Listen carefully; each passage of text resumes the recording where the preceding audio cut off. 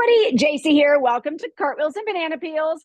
Look at this. We have just two persons, just two, just me and Elaine. But here's what happened today. Had a no-show. It happens.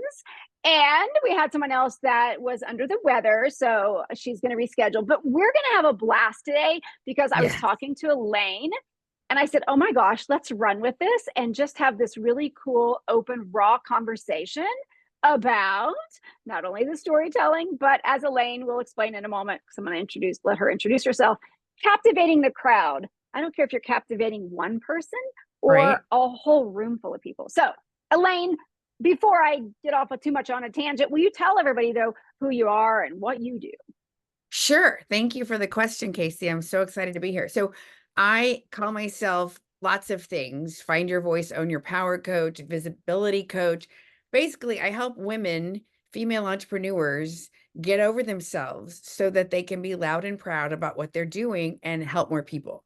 So I do that. I help people be great podcast guests. I help them with their signature talk and stories. And then I also help them with their camera confidence, because I keep meeting women who are doing amazing work in the world, healers, therapists, all kinds of, yogi teachers, all kinds of people, and they're helping like 40 people a year. And I'm like, why not 40,000, right? And Yes. so I believe that I'm on this mission to help heal the world, one joke, one video, one story at a time. And I get to bring a whole crew with me because I can't do it all by myself. So Oh my gosh. We are so in line with each other. And anyone that knows me goes, oh my gosh, you guys are on the same page. So I freaking love it.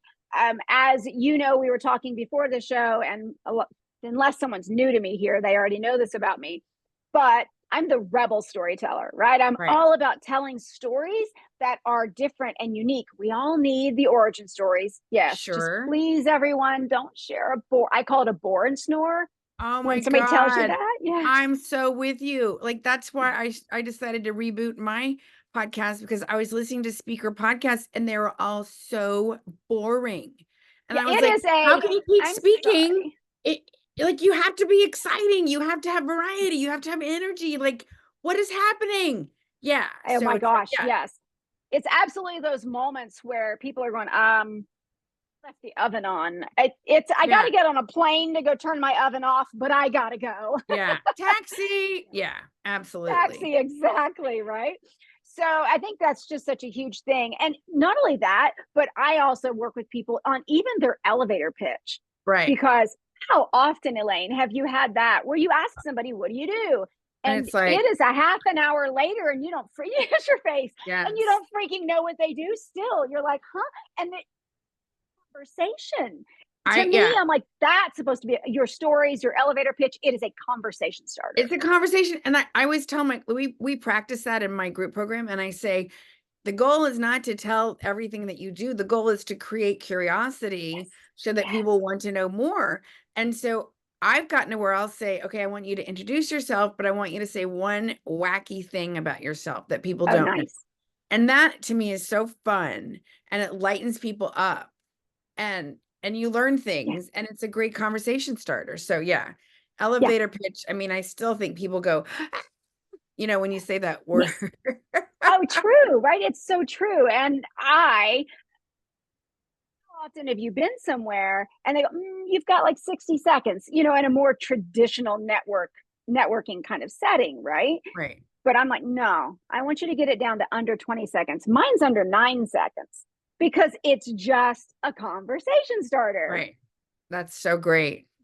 Yeah, I think it's great. And yeah, I agree with you completely. Um, let's talk a little bit about that on camera, for example, because people are so often not only afraid to be on camera, but they're just afraid to share their stories. Like, who's going to want to hear what I have to say, kind of thing. So, for those of us that have been on stage or on camera for a long, long time or really comfortable with it, what would you say are some things that we can really, really help people embrace so they can become more comfortable, little steps at a time? Yeah, sure. Great question. So, like for instance, I just got back from 2 weeks in Italy with two of my clients. And so I'm sharing all this stuff, but I'm also saying, I hope that this inspires you. what do you do for creativity? How do you fill yourself up? So I think people work on their speaking and they love their stories and they love to talk, and that is awesome, but you always want to be thinking, so what this means for you is, right? It's not just all about, well, I want to share my story. It's like, okay, Mhm. great. That's awesome. It's important. Be vulnerable, be inspiring, be motivating. But like always, you want to bring it back to your audience. So Yes. that, right? So that you're not, and there's a fine balance. We want to be entertaining, but we also always want to be giving value. And so, and I've trained my brain to do that. Sometimes, Yeah. some days better than others. But I think sometimes in my experience, I've been a motivational speaker since 2007. And what I've found is sometimes speakers get too and they fall in love with their stories and they go on and Mhm. on. And it's like, okay, shorten it. Yeah. Always leave them wanting more, and bring Yeah. it back to what this means for you is. Yes, exactly. Because that's another question that people will often ask me. They're like, JC, I don't know what do I leave out? What can I leave out of my Right, story and right, still make it empowering, impactful, and entertaining? Or, right, well, that's, I right, started to go down a different, like squirrel, my ADHD, because I'm like, oh, the other side of that is how do you make a story entertaining, right, or I say funny, but entertaining so that it keeps people captivated right, when it is something that when the work that they do in the world is really deep work. I not so long ago we had and I shout her out so often, but we had a guest on Cartwheels and Banana Peels that is a grief coach, and mm, obviously that's deep work. And so there's right, many other things, but she was able to tell this story that's entertaining, and it just displayed her personality and that right. how she is this peaceful person.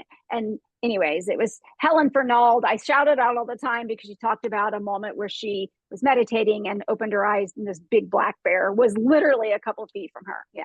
Oh I my forget which God. episode it is, but you have to go listen to it. Okay. I'll try to remember to tag it. But I was like, wow, if she can calm a bear where he's like meditating out over the lake with her, I'm like, she's got some peace about That's her presence hilarious. that you just want to be with. Yeah. Well, and here's the thing, like we laugh because it's true. We laugh because we can relate. We laugh because we're surprised. We laugh because of exaggeration. And so, and I used to speak on college campuses. I had 3 addictions. I'm an assault survivor and a domestic violence survivor. So I was always talking about heavy topics, but I Mm-hmm. would set up the context of like, look, I'm going to crack some jokes. I would never make fun of anybody else or any addictions. I make fun of myself and my family because it helps me heal. And my goal is that you're going to learn some tools today that could save a life, yours or a friend. Yeah. So is that okay if I crack some jokes? So I would like set the context and then get permission so that they felt like they were Yeah. included and that we could all laugh together. Oh, and let's talk about some heavy shit for a minute. Oh, and then I'm going to Yeah. leave laughing at the end. So, Yes.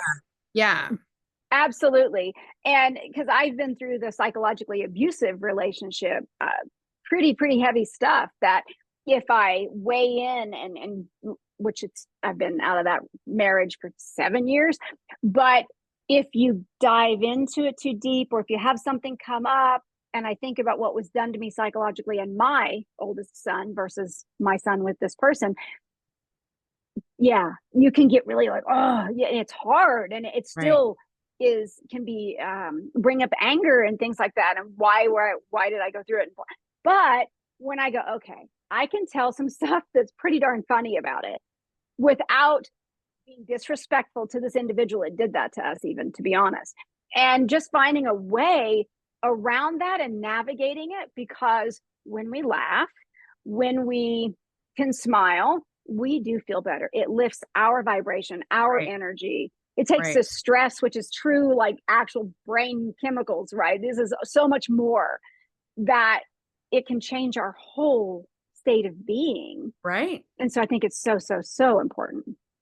It is. It so is. Like I just got, back in town and my dad had a stroke. Mm. while I was away and was released from rehab yesterday. And we're like, no, no, no, no, we're not ready. He's not ready. We're not ready. And so it's been so stressful the past 48 hours.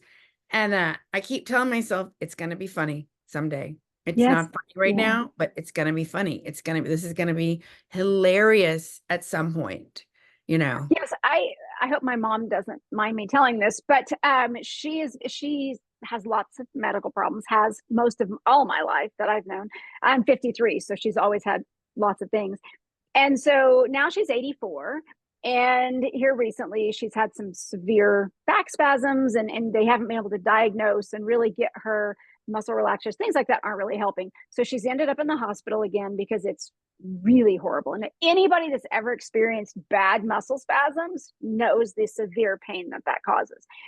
So she's back in the hospital. They've got her on different medications. I text my brother, I think it was yesterday, and I said, "Oh my God."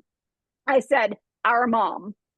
Said she's just all jacked up on that medicine because she's talking as fast as I do. JC was having a hard time getting a word in edgewise. We were dying. It was funny. So, and I told her, she's laughing about it, but yet the medicine's making her mad. So she doesn't really get what I'm saying. She's still just funny. Right. But yeah, it's finding the humor because she's been in, oh my God, so much pain, and trying to find the humor now that we're at a little bit different point, even though she's not diagnosed. They don't know what they're going to prescribe to her or how to help her. And she can't go home yet because she can't handle it on her own yet. So, mom, forgive me if I've shared things you don't want people to know. But those humor, those Yeah. aspects of it in there can just make it easier to deal with. Yeah. Well, I mean, it helps you be resilient and helps you think outside the box. And yeah, I mean, it lifts your vibration. So yeah, Yes. so true. Yeah, absolutely. And I think too that even when we can find the humorous moments in our own lives that we can share with others, whether it's just our friends or we share it in a more business focused environment, right? One of this couple of different stories I tell are my spider stories. I've got spider stories because I do live in the desert in Arizona. And so I have I like tarantulas and I like little jumping spiders. Yes, I do. I know. See your facial, girl. But we had a sun spider. I don't know what that is. It's in the bowels of hell, I swear. But they're not aggressive. Not they're not as big as they get elsewhere. My daughter-in-law Okay. is like really big into spiders, but he was big. He was in my house. So I've told some of those stories, but it connects people. It gets you going, oh my gosh. They may cringe because it's a spider. Still is this connective piece. And then I was able to not be so stressed out over having a couple of really big spiders in the house, and was able to talk about it and laugh about it and turn it in. So it made it easier for me. Yeah. Right. Yeah. I mean, to me, I think one reason, so I moved to New York City to pursue theater, and I got sober at the same time, which I would never recommend, but that's how I did it. And I was so intense. I was like, I gotta make up for lost time. And I mean, everybody was like, you need to take some improv. And people, and so people kept saying, you're funny, you're funny, you're funny. And I was like, what do you mean? Like, I was so angry. Yeah. And they say in AA, they're like, don't change anything the first year. And I had to change everything. I had to keep, so I Yeah. was just like, so I finally took some comedy and I was horrible. I didn't know how to write on demand. It's one thing to be spontaneous and Neil Simon and musical comedy. So the night of the showcase, I'm like, just get through the damn show, Elaine. Expect no laughs. Just get through this and say you tried it. So I get to the dysfunctional family stuff, and everybody is howling. And I wish I had taped it because my face was like, Right. and so I remember in that moment, I had this aha moment, like, oh my God, I'm supposed to help people who maybe won't go to therapy or whatever. And my life made sense because I was assaulted many times. I had many addictions. I had so many things. And I thought, oh my God, I did this so I can heal myself and then help Mhm. others heal. And, you know, Yeah. and so, but one of the best benefits of doing stand up is that you start laughing more. You go to see more comedy. You're always thinking about it. And so I'm grateful to comedy because it helped me lighten the heck up because I Yeah. was too intense. And, you know, if you've got 50 people up for a role, 25 are really talented, 20 look right for the part, 10 people read really well. So you're down to like 10 Mhm. people. Who do you want to be in a room with? Someone who's easy to be with Yes. and cool, or someone who's a crazy, intense freakazoid, right? Like, and so, It's true. you know, I wish I'd gotten some of this knowledge before I had moved to New York to pursue it. But anyway, so yeah, I love comedy because it just helps me lighten up and I preach it and I teach it and I use it in my coaching and my speaking and Yep. everything because Mhm. it helps people connect and it helps remind us that we're all human. Yeah. You know, we're on the same Absolutely. team Yeah. human. Yeah. Yeah. And, you know, one thing which I did it all those years, I taught dance, and which was 20 plus years of teaching, but I always joking and cutting up with the students, and because anybody that's taken any serious dance classes knows that actually sometimes they can be really serious, really Oh yeah, intense. it can be We have body toxic. image issues. I Oh don't yeah. want to see your lunch. I remember I was Yeah. like, oh my God. Like, yeah, it Yeah. can be very intense with some Yes. teachers. And that's not the direction I took with it. And so I always had fun, and I not to toot my own horn, but this is what we should be doing when we're sharing our stories for other people. So, um, I remember years into teaching, and that was by I had my own studio. Years into it, I had some parents come to me, and later years after that, I had students tell me that once they were grown adults, men and women, that said we didn't care so much about the dance steps. We loved it. Dance was a major factor. They loved it, loved performing, and that did help them. Oh my gosh, we know, right, Elaine, that being on stage changes who we are, but and can for the positive. Let's put it that way. Absolutely. But what they came for was because of the bond that I built with those Right. kids when they were Right. kids, and just the energy and the laughter and the fun that we had. Because when Right. we're having fun, we retain it better because our brain, as you know, thinks in Yeah. stories. And when we're laughing or it's entertaining and we're captivated, guess We're more what? checked We're in. going to Yeah. remember it better. Yeah. Yeah. Absolutely. Yeah. I used to, Yes. when I would teach, I would do the freshman orientation and I would say, think it through before you get in the car with somebody you just met. Think Yes. it through before you go stay at your girlfriend's lake house and they have a bunch of boys over there or whatever. And I was like, Yeah. and if you can't remember that, think tit. And they would laugh, but they would remember Yeah. that. Think Yes. it through, tit. I mean, it was Yeah. so cheesy. It's true. I always felt like I did my job. If they're saying that months from now, you know, Yes. how do you get in an 18-year-old's brain and stay there? Yeah. Right? Like, how do you Yeah. get Oh my through? gosh. They still, which this sounds, some people might be offended, but I did. So I was in my 20s, and of course, I am obviously a woman, but with the kids, some of them started calling me Aunt Larry. And it was like I was doing like a very feminine male actions and voice. And we just played with it. We had fun with it. But they remembered things and they bonded with me. And to this day, and some of those girls, women, are they'd probably be, I bet I'd have to think, they have to be in their 40s because I'm 53. Some of them weren't that much younger than me back then. And they still occasionally be like, Aunt Larry. And it's just this thing they never forgot. So, this Right. impact that we can have on people can carry across.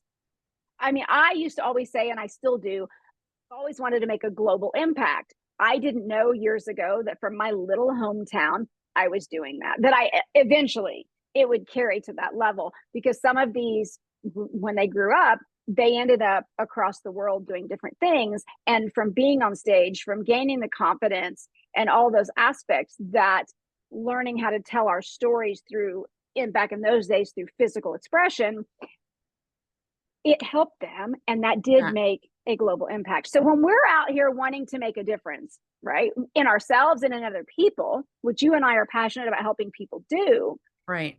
it does come from us learning how to be more confident and share our own story, know our stories, share our stories, Yeah. and embrace the humorous aspects of this crazy life that we live.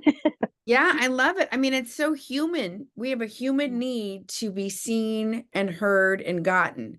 And most humans have the experience of not being seen, heard, or understood, and of disconnecting and not connection. And so to me, that's one of the most beautiful things about storytelling, which can be in a short video, Yeah. a comedy bit. Like there's so many different ways, right? Yes. Yeah. Yeah. It's interesting. I just lost my choir director, Miss Bircher, in May, and she saved my life.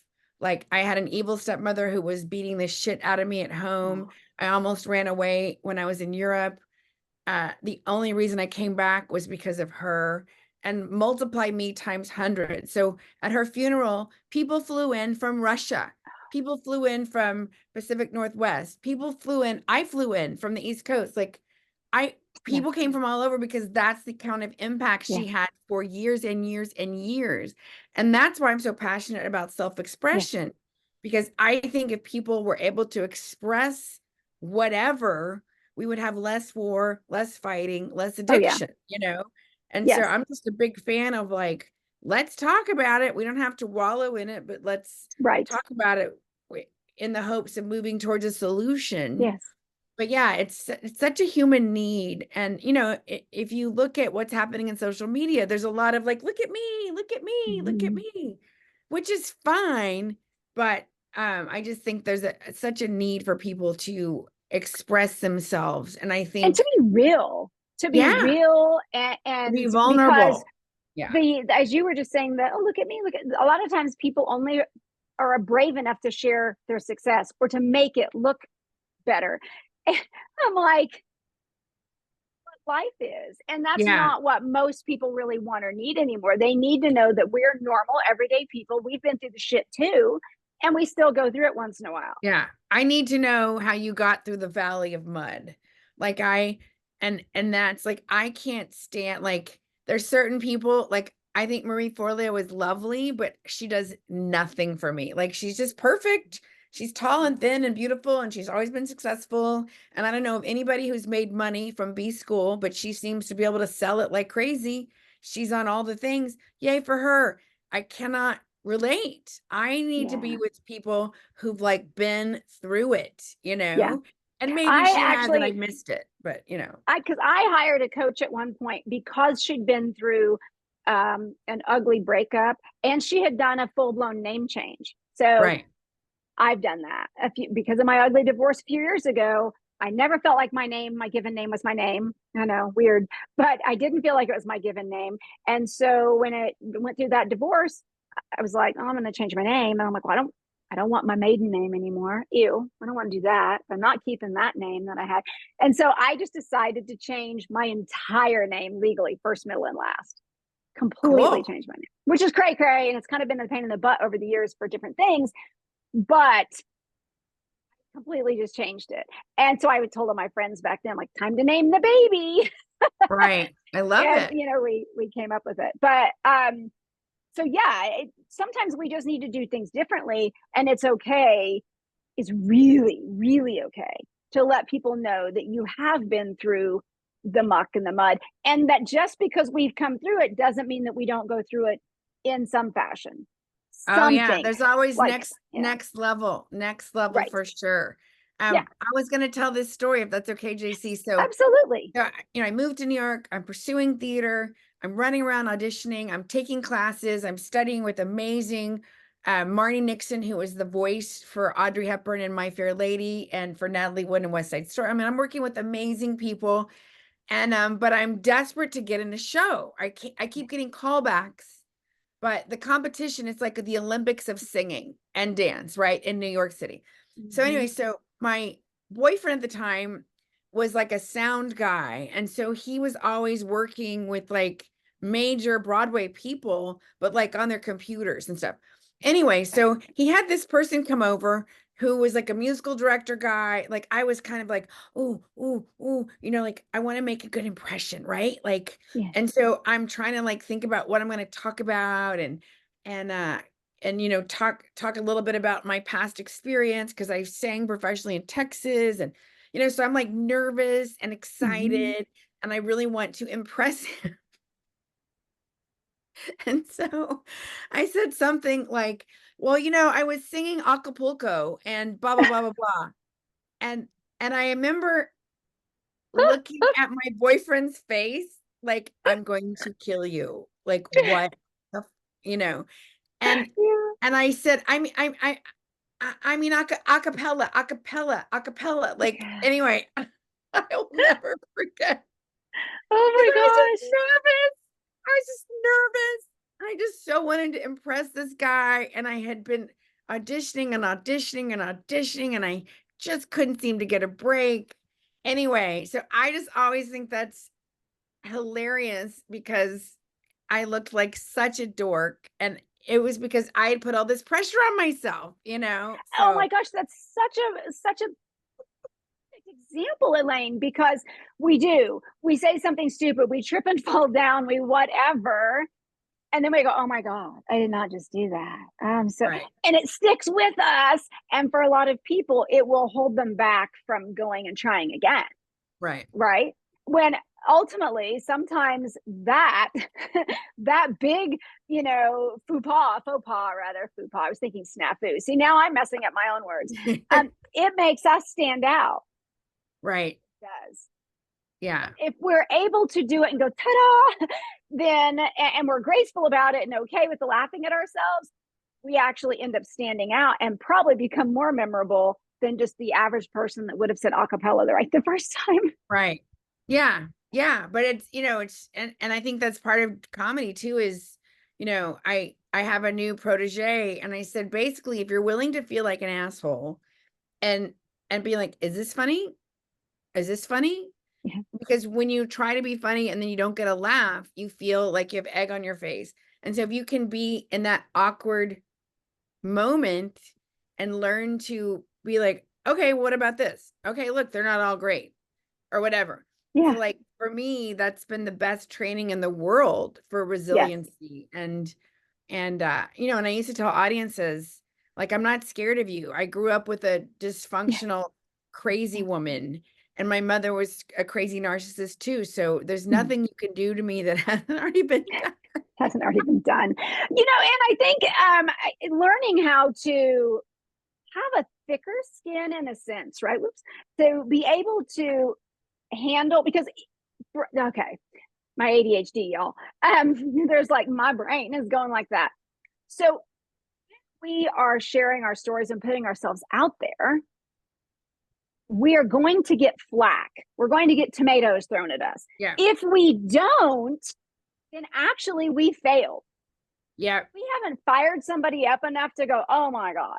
Then we Right. haven't fired up anybody else to go, oh my God. Right. Yeah. It affects our people, because I always say we attract our people when we share our From stories the and who heart. we Yeah. are, and we repel the wrong ones. Yeah. That's so true. Recently And did it that. comes and it's counterintuitive, right? Because the minute you Yes. say I'm going to put myself out there, we want to look like we have it all together and it's the impulse is to put that mask up. And so one of the things I'm always teaching and preaching is like, no, peel away the mask. Talk about your mistakes. Talk about what you're learning, and my whole philosophy is I'm a master in progress. Like I've been performing my whole life and I'm still learning too. Yeah. And the best way to do it is to do it. I'm just a big fan of like, come on, let's make another video. Okay, good. Go give a Yes. talk. And Call you me know when you're what, done. Elaine? You will totally get this analogy. When we've been on stage, obviously we wear stage makeup, which is typically heavier than what we would normally wear. Because otherwise, those of us that have been on the stage, we know it washes us out with You the get stage washed lights. out. Yeah. Okay. So we have to wear heavier stage makeup. But what we perform on stage has been practiced, rehearsed. It's pretty polished, even if we're doing improv, because we've got experience at some point in juncture behind us. But what we do in the studio, or what we do in, you know, wherever, you know, backstage, wherever you're training, studying, practicing, we don't have all that on. We don't have the mask on.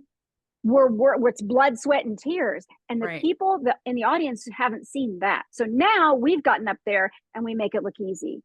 But really, that's not the as some people think with business, oh, overnight success. No, you didn't see all the stuff, you know, the under the iceberg thing, right? The part you don't see. There's all of that. And the other thing I will say too is that when we are performing somebody else's stuff, so if we didn't choreograph it, if we didn't write the script, whatever, we're playing a role of somebody else's, which is fine to a point, right? If we've chosen to do that. But when we are putting ourselves out there to, you know, to lead the charge, to build a business, whatever it is, then we have to take off the mask of what the expectations of others are, what somebody else says is professional or should be put in the world. We need to be us because our people are out there. Right. Yeah, that's so true. I had one client. That's off soapbox. One client. Thank you for your TED Talk. No, I'm just kidding. I know, right? Sorry. I had a client. He said, Elaine, I picked you because your mouth was open and all your thumbnails. I'm like, okay, like, you know, it's very imperfect. And I've had people say, Elaine, you have not very flattering videos on your website. And I was like, well, because I wanted to be real. Yes. And then people were like, you can look a little bit. I was like, okay. So I changed the thumbnails. But, you know, as an actress, you know, I was told I wasn't pretty enough to be the lead, but I wasn't ugly enough to be the sidekick. So like, what do you do with that? Fact, right? Exactly. Like, it's just the fact that that's even been said like, to you. Thank you. Like, yeah. And then I had another casting director tell me, well, you're not white trash enough. I was like, okay, thank you. Wow. You know, and one guy, I'll never forget one guy, he goes, you're so Midwestern. And I said, oh my God, I'm from Texas. Thank you. But it made him look bad. So he got mad. But oh my gosh. Yeah, I mean, just some of the things people say, so crazy. But yeah. Well, you know, and I wear my tattoos, like as often as I can, I let them show, because I'll have people time and again, and I've done the same. They go, oh, ink. And especially up on our arms like this or on our forearms, we connect. So there's, again, it's sometimes we connect with those right people. But yet occasionally, I actually don't have it happen too often because it's art. Mine are pretty. They're not just like, no offense to Tweety Bird, but it's like Tweety Bird hanging out of my arm. But I do have people that will look at you and kind of shy away. And so they don't say you look white trashy or whatever, but they do that. Okay, you're not my people. That's okay. Yeah. Well, it's so funny because tattoos are like so normal and hip now. Yeah, that's true. So yeah. It's because I have one like you know, it's on my chest right there. And when I first did that, I was like, oh, what have I done? And now I'm happy. I'm proud of it. I like it. But you know, it all connects to my other ones and all that. But this is such a great conversation. Brand, Rebel. It is. You know? It is, because I am a rebel. Yeah. Oh my gosh. Yeah. So but yeah, I want to say this too, because I want people to really get that, as you shared about your story with the, what'd you call it, Acapulco instead of acapella. Right. I have a Jeep, you know, and so 3 years ago, I believe it was shortly after I got her, and she's used. And I was like, oh no, my windshield wiper, not windshield wipers, the spray, you know, to clean your windshield. Well, it's not working. I'm like, did my motor burn up randomly? What happened? I don't know. So I tried it a time or two, and then I just said, forget it. It's not working. I wasn't going to fix it. I'll just go to the car, you know, gas station and clean it every once in a while. It's fine. I had it in the shop because it's a Jeep, and anyone that knows Jeeps knows that eventually they go in the shop a lot. So she's been in the shop a few times this year, and my mechanic the other day said something about, hey, by the way, just so you know, I had to clean your windshield off because of blah, blah, blah, blah. And something about when he turned it on and it was spraying. And I said, wait a minute, my windshield wiper or the, what am I trying to say? But the windshield washer fluid, fluid, the motor, it doesn't work. And he's like, yeah, it does. And I said, my Jeep. I said, you were talking about the same car. And he was like, yes, JC. And I'm like, well, it does not. I get in the Jeep. I try it. I'm like, see, I told you it didn't work, which he wasn't with me. And then I thought, am I being a freaking idiot? Have I done something wrong for some reason randomly for the last 3 years suddenly? And so instead of pulling the lever toward me, I thought, wait. And I pushed it in and I went, oh my God. Oh my God. Screw this up for 3 years because fine. And then one day I apparently did it wrong and my brain never could go back to doing it. That's hilarious. I know. Oh my God. So here's the thing. I told that story to a gentleman that I was just talking stage kind of, I think I saw him once or whatever, but I told him that story and he did not laugh at me. He was just dead silent. And I thought then, this is the right person because that's fucking funny. Yeah. And that you want to be a generous listener and a generous laugher. If someone has the courage to tell you a story or be vulnerable, listen intently and chuckle, even if you don't think it's hilarious. Like they just try to give you a gift. And I hope that you did not go out with that guy again, because I mean, I did a joke with this guy. My friends were trying to set us up and he was really good looking. He was going through a divorce. And I found his number and I said, hey, I guess we should get to know each other before we go on this trip to Greece. And it was kind of a joke, but he so did not get it. And I was like, okay, I'm so glad. And now he's dating somebody else because he just had no sense of humor around a couple of things. And that's fine.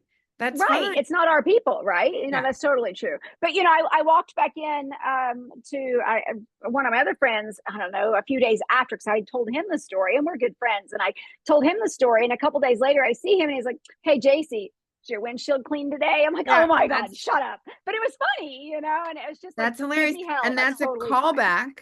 And audiences love callbacks because they feel like they're in on the joke, So callbacks are great. Yeah. That's great. Yeah, I love it. That's This has been such an amazing conversation today.